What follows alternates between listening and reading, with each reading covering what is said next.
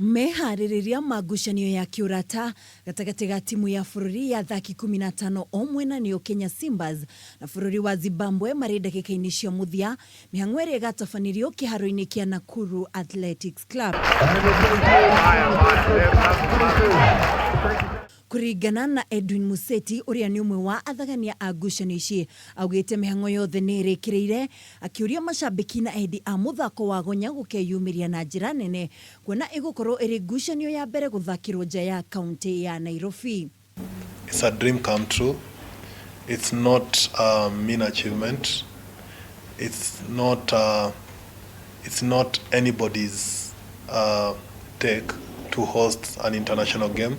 It comes with a lot of responsibility, and basically it shows that we have the capacity, and like I mentioned earlier before, it's not a Nakuru rugby capacity, it's more of a shared responsibility. So it basically means Nakuru County or Nakuru fraternity can come together to host such a big event. We are delighted.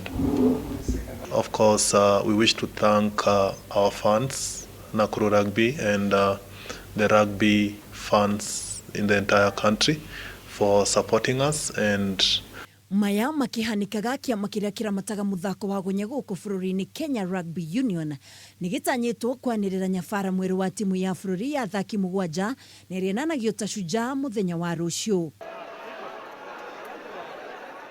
Nyabara wa hau kabere wa timu ya bũrũri wa Fiji niwe Paul Feni niwe ũtanyĩtwo gũkanĩrĩrwo muthenya wa ruciu akĩiyũkia matamu mũtongoria kuma kũrĩ nyabara wa hau kabere niwe Paul Murunga.